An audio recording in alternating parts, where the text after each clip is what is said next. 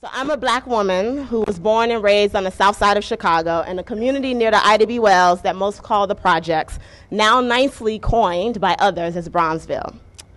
I'm a black Christian deeply rooted in my faith because my faith is what saved my life when I was walking far down a path many of our children decide to take because they feel a sense of hopelessness. I'm a black sibling who lives with her brother, who's an educator, my sister-in-law, and two nephews, Nicholas, who's 8, and Zachary, who's 5, who attend Chicago public schools. I'm a family woman. I find strength from them and my community. I'm a black community member who watches the news each night to the media telling me and the world that just down the street and around the corner from my house that another child has been murdered, victimized, incarcerated, is gang affiliated, has dropped out of school, and the list goes on, with the storyline that somehow insinuates that it's their fault. You know how it goes. They give the story about 2 minutes, and then they go on to the next thing because the value of our life as black people to them is meaningless. I'm the person that's not surprised that because of the news, I can't get a standard taxi to take me home during my work travels on summer nights because the drivers are afraid of their lives. I'm the woman in those moments that wonders, what exactly are they afraid of? The people hanging out on the streets who are not bothering them and could care less about them. If you look around, there's no playgrounds. ACs are not a given. They are simply being, and because of the color of their skin, others are afraid. What value are they ascribing to us? And what does that do to the value they ascribe to our babies and our babies to themselves? I'm the same black woman who watches the news, goes through the cycle of the taxi story regularly in my head, and walks out of my house and sees the beauty of my community. People sitting out on the porch, hanging out, laughing, kids playing football and double dutching, finding happiness in ways that don't require all the materialistic goods that the world tells them that they should have to be whole. I'm the black leader who has a roller coaster ride of internal struggles. Today, I feel that I will never leave my community because it humbles me, it helps me live what I say I do versus just talking rhetoric. It is who I am, who my family is, and why I am, and there's absolute beauty and pride in that. Tomorrow, I feel that I've worked hard for peace of mind, and shouldn't that count for something? Isn't it time to reap the benefits of my labor and experience a new community? And my true self goes through this cycle of volleyballing back and forth on a regular basis. I am the black student who actively decided to join Teach for America, to say with pride, I am Teach for America, despite my parents who were hot. Y'all know what hot means, real mad. That I was the one who actually went away to college and made a choice to become a teacher, a profession that the world refuses to validate, a profession they saw kept me away from economic status, living paycheck to paycheck, not being able to support or help my family out in any way. I'm the black learner who joined the Corps in 2001, teaching 4th grade math and science at Speedway Avenue School in Newark, New Jersey, fully anxious and excited. Excited because I wanted to help my kids realize their own dreams and the assets within their identity the way someone had done for me. I wanted to connect with them, given shared identity, shared challenges. Ultimately, I wanted my kids to have their own I am stories. Anxious because I felt the weight of not messing it up. The possibility that I could actually affirm the very negative signals and messages so many of them had come to internalize.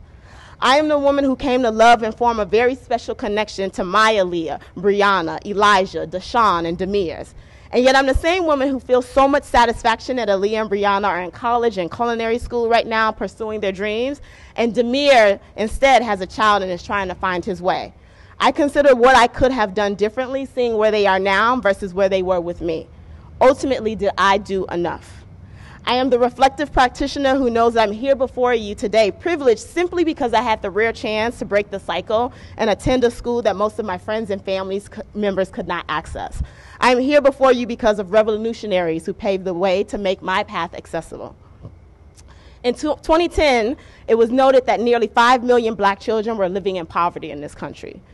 Clearly, the full spirit and intent of Dr. King's vision, which we celebrated in the 50th anniversary year, has helped us come a long way, although not fully achieved and realized. In my opinion, our students are not free, for they cannot expect justice as a normality of their existence. And yet, with that said, I am because our ancestors were. You too are creating pathways for the next generation. And because I am and because you are, I hope we feel a huge sense of responsibility to not take in vain the lives that died before us in pursuit of equity. Today, our work attracts diverse talent. While we internally at Teach for America feel that we have far to go, this is actually one of the strengths of our work, the possibility and strength of what's to come with strong, vocal, diverse constituents. Look around here. The possibility and strength that I refer to, that is you. This is something just 10 years ago we would not have been able to do because we would not have had enough people. My nephew, Nicholas, who goes to CPS, he's 8. He hasn't had a black teacher in front of him since the age of 4 when he left preschool. I hear the innocence of his questions of why is that? Is that normal? And does that mean a certain group of people are better than others? I don't stand here wanting my nephew to have only black leaders and black teachers in front of him, but I do want him to see a balance of strong black women, and especially black leaders that matter. It matters who he thinks he can be and what he can become because of who he sees. I and the rest of the leadership of the organization are committed to creating opportunities like this summit to strengthen your resolve and your commitment to African American children and the African American community, to build your skill such that you are prepared to fully champion your students in and beyond the walls of the classroom. In short, we want you to live out your dreams of the many who've come before you such that you can fulfill the potential to be the leader you are today and the school leaders, volunteers, community members, and champions for our children tomorrow. So for this weekend that you're here together, I hope for you 3 things. 1, community. I don't know about you, but there's something really powerful, special, and energetic when you're in a room with black people. So you can let your hair down and just be. I hope you take the time to build new relationships, connect with old friends, and reap the benefit of the strength of this community. This togetherness that we have here not only includes the people here, it includes your peers who are not able to join you. It consists of those who came before you, from whom we gain strength. 2, challenge. I hope this time gives us a time to be better as an organization, to hear the ways in which you feel supported as a leader in this work, being a part of Teach for America, and to also hear the ways in which we're not living up to our commitment to you, to kids, to community members. But I always say giving voice to our challenges is necessary and a part of continuous improvement, but only as good as your agency to be a part of helping it be better. So we are the strength of the organization we are today. We are Teach for America. And because so many of you are here because of so many other staff members, if you're a staff member, just raise your hand. There are many of you who came before you who are here today to play a role in reshaping the organization to be what we know it can be. And last, commitment. You entered this work with your own personal statement of why you do this work. I hope this time together this week re-inspires you, reconnects you to your why, and gives you space to reflect on the degree to which you can honestly say you're living up to that. In our diversity and inclusiveness statement, we talk about the potential for profound additional impact. Are you waking up each day fully trying to realize and give your kids and community the best of what you have to offer? If not, it's not too late to recommit to yourself and to your students. I hope that 10 years from now, 14 years from now, you're not wondering what you could have done different for Demir. So as I shared with our staff last January, the movement is not constant, it's not convenient, it's not comfortable. So many before us literally sacrificed their lives so we can continue to forge the road ahead, and we too will have our own set of sacrifices to pave the road for those to follow us. So hopefully this weekend is just the start of rewriting his story to be our story. 50 years from now, what will our children say about our legacy? Who will they say they are because we were? Thank you, guys.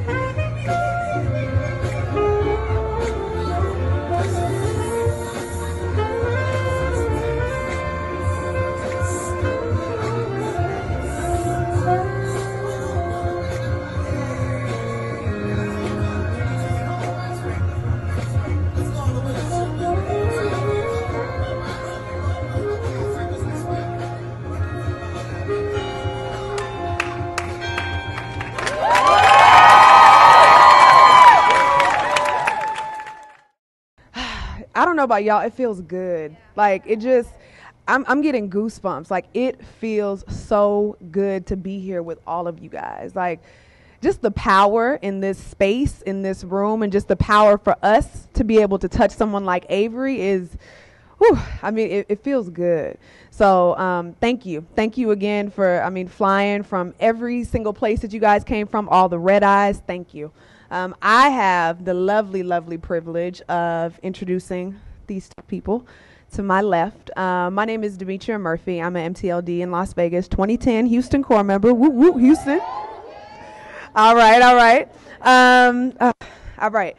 Mr. Charles Black is an alumnus of Morehouse College. So give it up for all those people that are a native of Miami, Florida. And he is most notably the second chairman of the Atlanta Student Movement and former editor for the Atlanta Inquirer newspaper.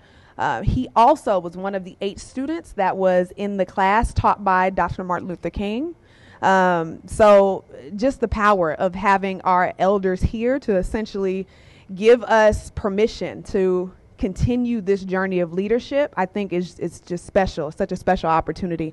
Some of his work here in Atlanta, he was involved in the desegregation plan for the downtown Atlanta eateries, negotiating the desegregation of Grady Hospital and Atlanta movie houses. The list goes on and on and on. This man is so accomplished. And to his right, Judge Brenda Cole. She was judge of the State Court of Fulton County. She was inaugurated into that position August 5th, 1998, and she served 3 terms until 2012. She is a proud alumna of Spelman College. And all right. She also participated in the Atlanta Student Movement with Mr. Black. She received her master's from Clark Atlanta, her JD from Emory, and she is a proud woman of Alpha Kappa Alpha Sorority Incorporated. Okay. The numerous distinctions go on and on and on. She was nominated from the Atlanta Business League as the top 100 Black women of influence. The list goes on and on and on. If you guys take a look at her bio, it's about a page because she has that much distinction. So please go ahead and give it up for Judge Cole and Mr. Black.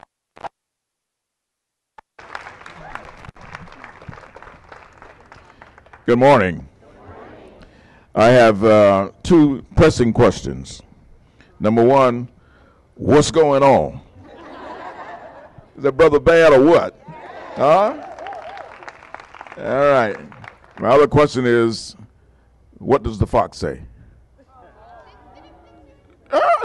See, you guys don't watch enough TV here. I'm honored to be in your presence because this past Sunday I had a birthday. Thank you. I was 97.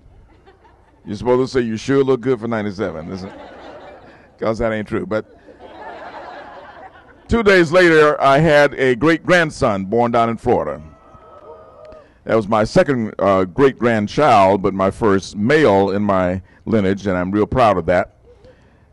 Because you guys are responsible for him. And I'm going to remember all your faces. If anything goes wrong with him, it's going to be your fault. I came to this town from Miami, Florida back in 1958 when your great-grandparents were not yet conceived, I suppose. And the building that I lived in is being blocked by all this new stuff. There's Graves Hall right back over there somewhere, and a statue of Dr. Mays stands in front of it. To look at that statue a few days ago and realized that the sculptor of that statue was a black guy who was, in fact, the first astronaut selected for the astronaut program by John F. Kennedy. He never flew and all that, but he was the first one selected. And he is shorter than I am. So you tell your students you ain't got to be a great big old guy to fly. I was in that one class that Dr. Martin Luther King taught on Morehouse campus, the only class he ever taught.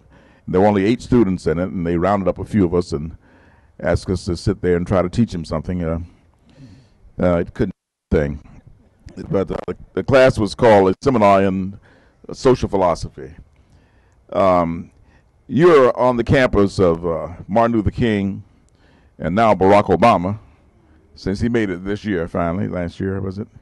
Oprah Winfrey, she's got an honorary degree from Morehouse. All right, Ray Charles, who gave us that building you were having breakfast in front of this morning, and a lot of noteworthy people. Folk like King and Thurman and Benjamin Mays and E.B. Du Bois were your forerunners. They were teachers. And there's no more important person in all the world than a teacher. Socrates, Plato, Jesus Christ, they called him rabbi. We're all teachers. Everybody who gets to do anything has to have a teacher.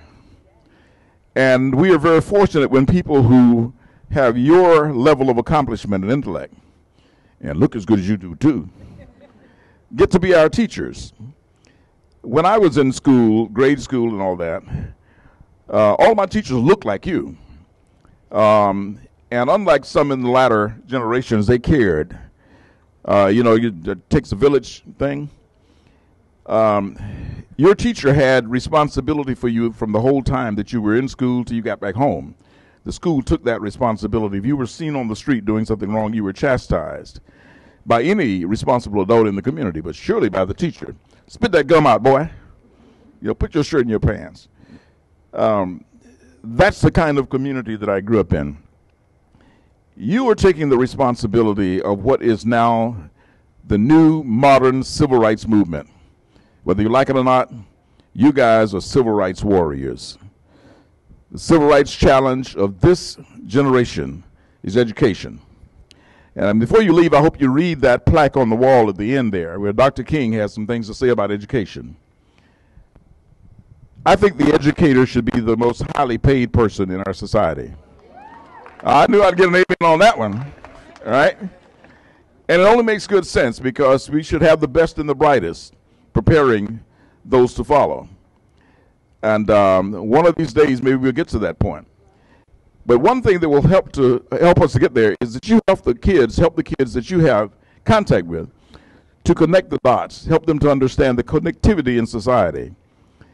People on the north side of town, in this case in Atlanta, that's where the wealth is, need to understand that if they don't educate those on the south side of town, when they get hungry and ain't got no money, they come into the north side of town to jack their cars, and they're breaking their homes, take their flat screen TVs, because that's what money is.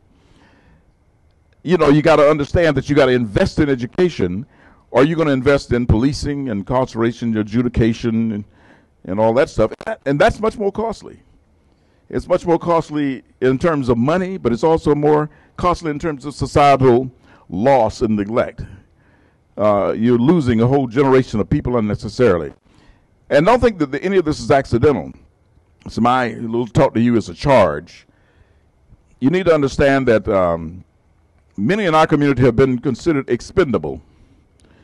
Look at the numbers. A lot of the wealth in this country and in the world, and as a matter of fact, it's like 70-some%, I forget what it is, in the hands of like 5% of the population. And 40-some% of it is in the hands of 1%. Now, that's not accidental. What you do is you get a lot of money, you buy yourself a Congress, and you get them to make the rules that benefit you. So you pay as little tax as possible, you keep all your goodies, and your big decisions to be made is whether you buy a fifth house, a second boat, a third plane, or another island. Hard choices, big problems you have to deal with. While folk in our community are wondering whether or not they're going to pay the rent or get some medicine. You got to help your kids understand that from the beginning, that all these things are connected. And they have to take some responsibility for what's around them. You got to accept the fact that their parents can't help them sometimes a whole lot because they dropped out of school. The baby mama was 15 or 16 years old, and Shanae doesn't know where that sperm dropper is, and he is contributing little to the household. And they didn't learn that their kids, so they can't help them learn it so much at home.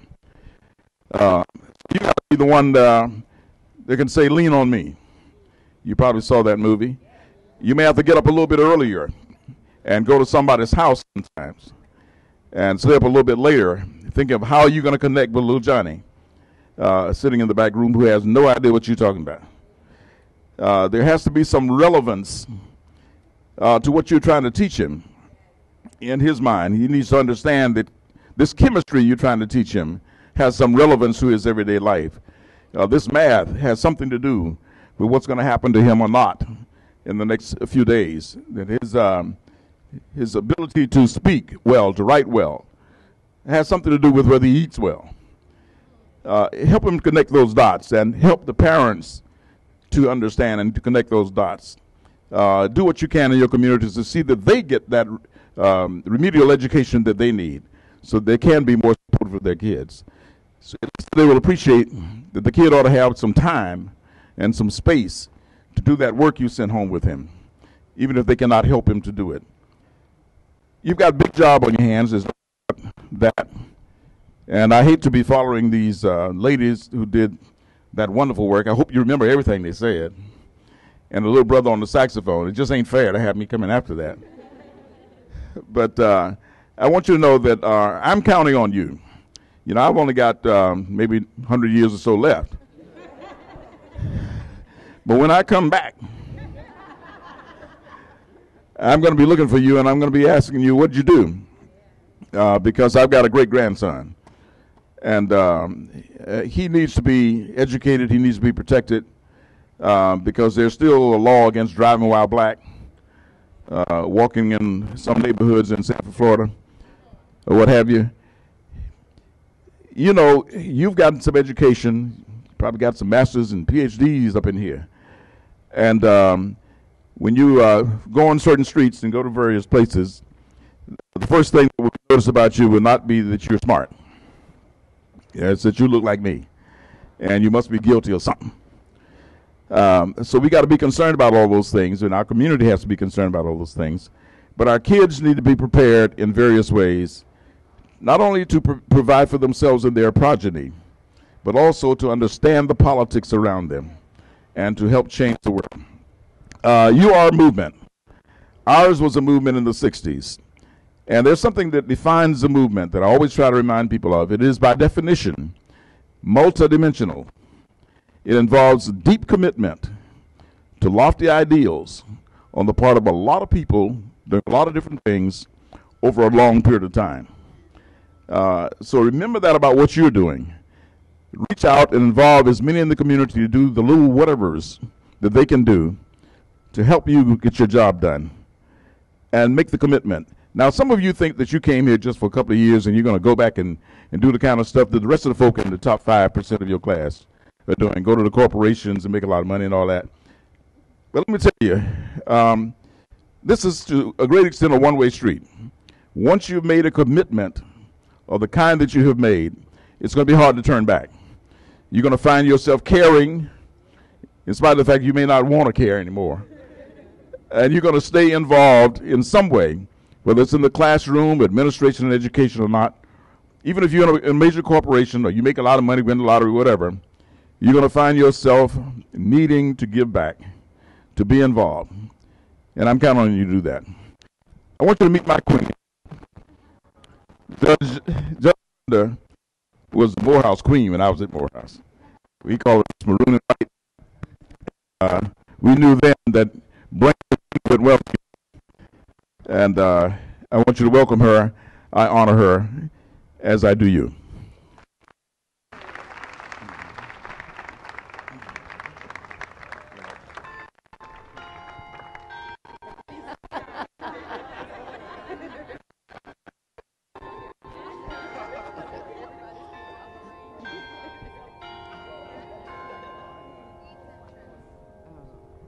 See if I can make it. All right. Good morning. I don't ever want to follow Charlie Black. But I will share this with you. Despite You know, being a judge and having served on the bench for a number of years, it is nice to run into my loyal subjects and have them remind me, and Charlie always does, that I was his queen. And gentlemen, find someone that you can treat like a queen. Ladies, am I telling them right? I'm going to try to hold this.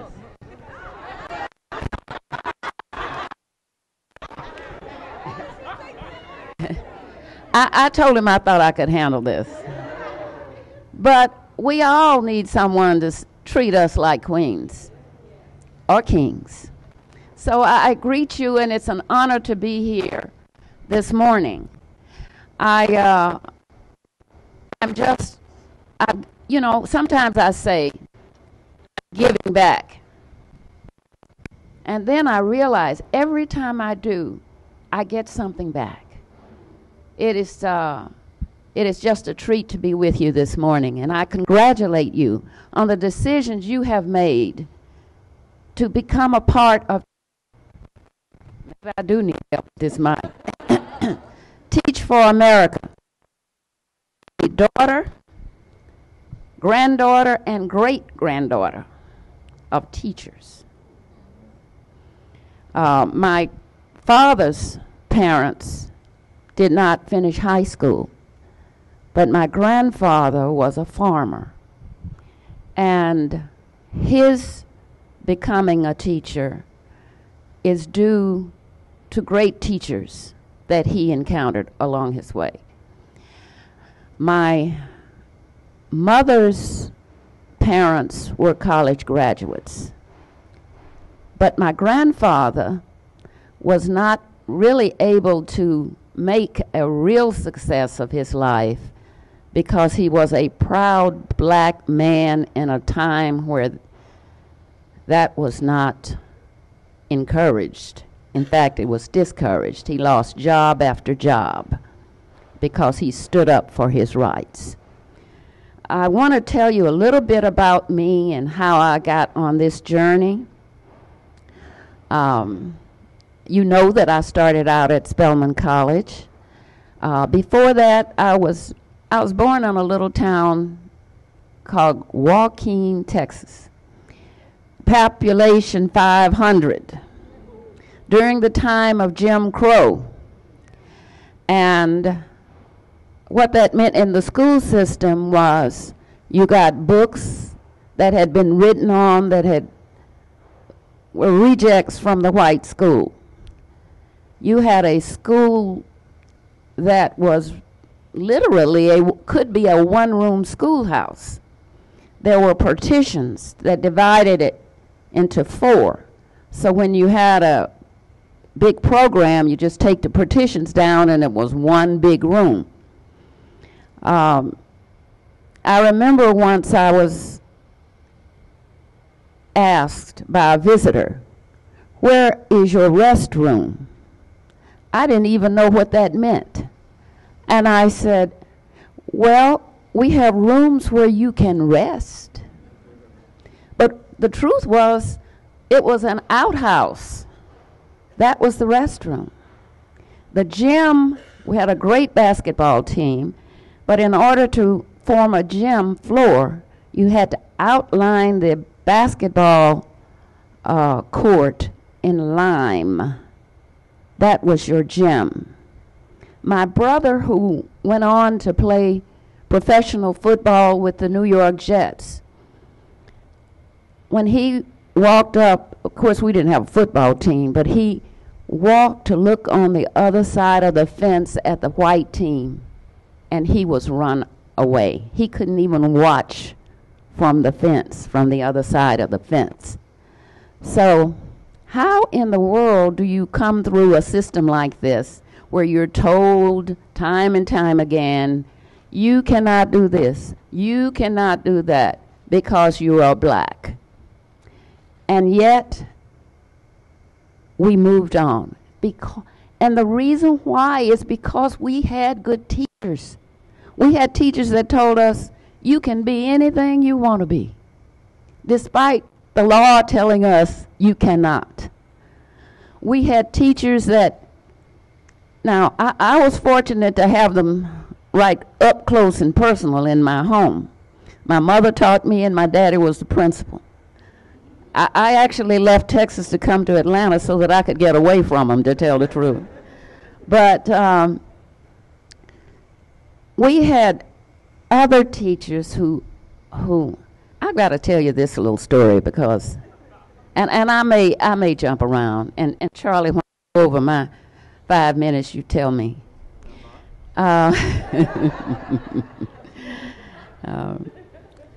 But back during that time, there were some areas where you could not have, they did not educate black children past middle school age. They didn't have a high school for black kids. And my dad was also an ordained minister. So he would preach in different places, and people would come up to him and say, "Fessa," that's short for professor. "Fessa, I got a child that needs to go to high school." In Louisiana, which was right across the border, they did not provide high school education for black children. And they were willing to send their son or daughter to folks living in Texas, let them room with them, and so that they could have an opportunity to go to high school.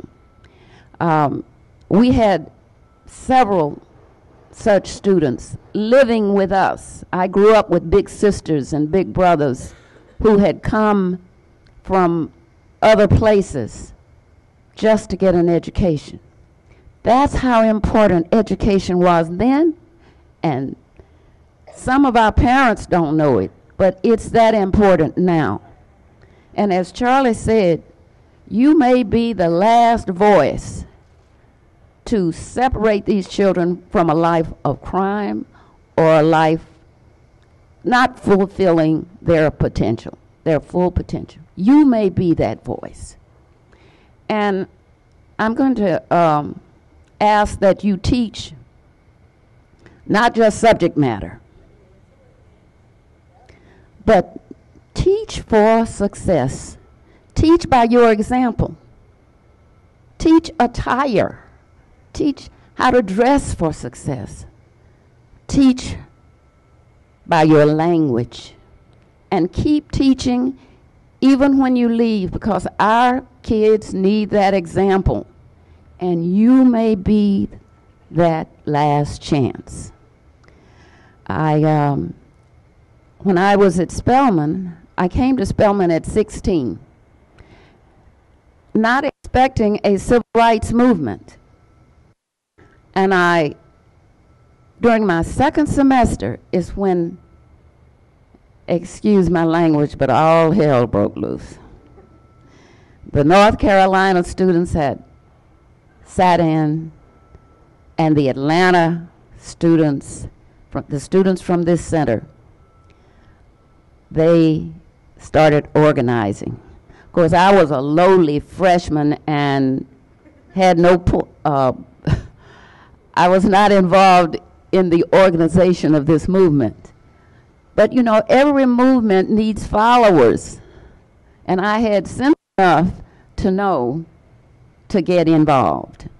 My parents were teachers, and they had heard that teachers were losing their jobs if their students, if their children were involved in the movement. So my parents were saying, "Oh no, whatever you do, don't get involved in the movement." But every time I thought about these days in Joaquin, and let me say that we did move from that small town to a big town, Gladewater, Texas. Population 6,000. So anyway, I get involved in the movement thinking if I get in the middle of the pack, maybe they won't find out, way back in Texas. And there were some interesting adventures, meeting Dr. King, picketing Riches, which is no more, boycotting Riches, picketing churches, almost getting arrested at Grady Hospital, getting in a group and the paddy wagons coming and loading up everybody until they got to my group. I thought my dad had really called the police stations and said, you know, whatever you do, don't arrest that one. But it was a wonderful and a terrifying time. But you do not have to be as brave as Charlie Black. You can be scared as I was, but you know a good cause and get involved. I looking at the website for America, and I saw similar objectives. As Charlie has pointed out, you are today's movement. But, for example, working to eliminate injustice. That's what we were doing. Being a part of something larger than yourself. That's what we were doing.